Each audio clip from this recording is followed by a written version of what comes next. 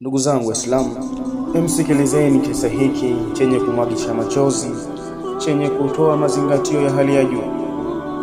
Biahdi Musa alayhi salatu wassalam. Kisa hii ilitokea katika zama za Nabiiullah Musa alayhi salatu wassalam. Kanat hunaka imra'atan faqiratan, usratan faqiratan. Ilikuwepo familia moja ambayo ilikuwa na sifa ya ufakiri. Mukawwanatun min zawjayn, lakini ambayo familia hiyo ilikuwa imejengewa na wapendwa wawili, mume pamoja na mke. Lakini pia umtuhina bilfaqru sinina tawila.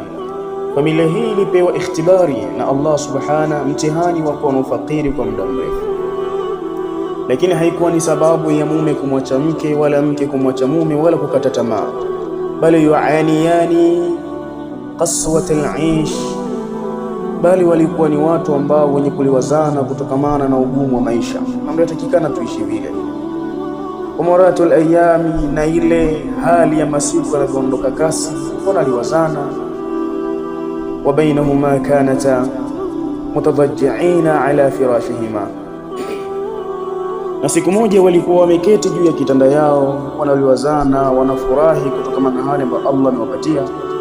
Qalat az-zawjatu lizawjiha, mke akawa amesema kumwambia mumewe, ikiwa ni sehemu mojawapo ya ushauri wanapokutana na ndoa, akashauriana: ya zawji alaysa Musa nabiyallahi, e mume wangu, hivi hakuwa Musa ni mtume wa Allah tabaraka wa taala? Qala bala, mume akasema kumwambia mkewe, ndiyo, Musa ni mtume wa Allah. Qalat idhan lima la nadhhabu ilay, kwa nini sasa tusiende kwake huyo Nabiiullah Musa kwa haya ambayo tunapitia magumu? Wa shukru lahu halana wama asabana min adhiqi walfaqr, atuweze kumwelezea hali yetu iliyotukuta pamoja na ugumu wa maisha yetu kwa ni mafakiri. Kwa nini tusiende kwa Nabiiullah? Wa natlubu minhu an yukallima rabbahu an sha'nina, na tukamtaka aweze kumzungumzisha, kumuomba Mola wake. Wa yasaluhu an yughniyana min fadlihi, ila aweze Allah kututosheleza kutokana na fadhila zake. Kaina aisha ma baqina min a'malina fi ajmalil hal, ili tuweze kuishi katika umri huu uliobaki katika hali ambayo ni nzuri ya kimaisha na kuweza kufungua milango mbalimbali ya kheri. Walamma asbaha sabahan, ndugu zangu Waislamu, na pindi lilipopambazuka asubuhi, fanufidha almushawara, ikawa ni sehemu ya kutekeleza lile shauri ambalo wamefikiana baina ya mume na mke. Famtalaqa ila Musa alayhi salatu wassalam, wakatoka kuelekea ambako Nabiiullah Musa alayhi salatu wassalam. Walipofika wakamweleza haja zao, shida zao. Fadaa Musa rabbahu, na Musa akamlilia Mola wake kama vile ambavyo ameliliwa na hao watu wawili, na akamwomba Allah subhanahu wa ta'ala. Na Allah akamwambia Musa, ajal saughnihima min fadli, hao watu wawili nitawatapatia fadhila zangu, nitawatadilisha kutokana na neema zangu. Walakin bishartin, isipokuwa kwa sharti moja tu. Ay ughnihima bi'aman kamilan, nitawapa fadhila zangu, nitawatajilisha mali zangu mimi Mola wao, lakini iwe ni mwaka mmoja peke yake, na maana waishi katika furaha mwaka mmoja, na baada ya mwaka kuondoka, ajal intaha kulli shay, kila kitu kimeondoka. Musa akarejesha majibu kwa wale mabwana, na wale mabwana wakasema alhamdulillah bifadlihi, tunamshukuru Allah kwa fadhila zake.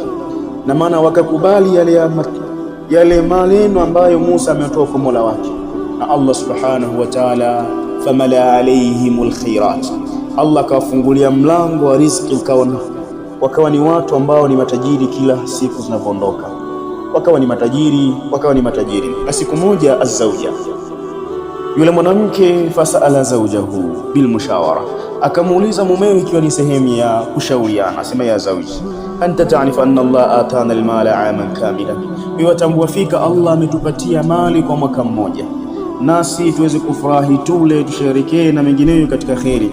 Walima la naftahu abwab alkhair, kwa nini tusifungue milango ya kheri? Asema ajal khairu ra'yin, yule mume akasema hakika hii ni rai ambayo ni nzuri. Idhan fakharaja min abwabi turqi, fakharaju min turqi unasun wakatoka katika njia ambao vina watu wengi. Fabana baitan kabiran, angalia watu wanaomjua Allah, wakajenga nyumba ambayo ni pana. Faju'ila fi hadhihi albayt abwaban 7 abwab, na katika nyumba hiyo sasa ikawekwa milango 7. Ni nyumba moja lakini ikawa na mapitio ya aina 7. Fabadaa yastakbiru wufudan wa yustaqdimunaha alkhairati, wakaanza kupokea wageni katika ile nyumba kupitia milango 7. Wakawa wanaandalia vyakula, wanawapa kila kheri, lakini pia wanawatenda wema wa aina mbalimbali kupitia nyumba hiyo. Na kila yaumin kana yufattishuhuma Musa alayhi salatu wassalam, na kila siku Musa alayhi salatu wassalam alikuwa ni wenye kuwafuatilia kwa karibu zaidi hawa bwana. Alikuwa anawafuatilia kila wakati, hali zao zinaendaje, wanaendelea vipi, mpaka mwisho wa siku. Mwaka ukakatika, mwaka ukaisha, wale mabwana bado wako katika neema. Musa alayhi salatu wassalam akashangaa, akamrudia Mola wake, ya Rabbi, hivi ukusema kwamba hawa mabwana nawapatia mwaka mmoja wa neema, mbona leo imekuwa hivi? Si kwamba ni sehemu mojawapo ya ghira ya Musa, la, isipokuwa anaangalia sababu ni nini. Yawezekana kuna jambo la ziada walifanya hawa bwana. Asema, ya abdi Musa, ewe mja wangu Musa, ana fatahtu baban wahida, mimi Mola wako nimefungua mlango mmoja tu nikawapatia hao chenye nimewapatia, lakini wao fafatahu 7 abwaban lirahma, wao wamefungua milango 7 ya huruma, milango 7 ya kugawa riziki kwa viumbe vya Allah subhanahu wa ta'ala. Istahiyaitu, mimi Mola wao sasa nimeona haya kuweza kufunga huu mlango wa riziki ambao ni mmoja. Ikiwa mimi Mola wao nimefungulia mlango mmoja na wao wakafungua milango 7, ni vipi nifunge mlango huu ya Musa? Subhanallah. Angalia huruma ya Allah subhanahu wa ta'ala, anapokupa na ukatoa zaidi, ndivyo ambavyo Allah anakufungulia zaidi. Na akasema sallallahu alaihi wasallam, la yanqusu malu fi sadaqa, mali haipungui kwa kutoa sadaka, bali yamun, isipokuwa inazidi kila siku. Subhanallah, subhanallah, inni kuntu min adh-dhalimin. Ametakasika Allah subhanahu wa ta'ala. Waislamu waliojawa chochote kile, basi kitoeni kwa ajili ya Allah subhanahu wa ta'ala, na Allah tabarak wa ta'ala wakizidisha kila wakati. Wallahu waliyyu tawfiq.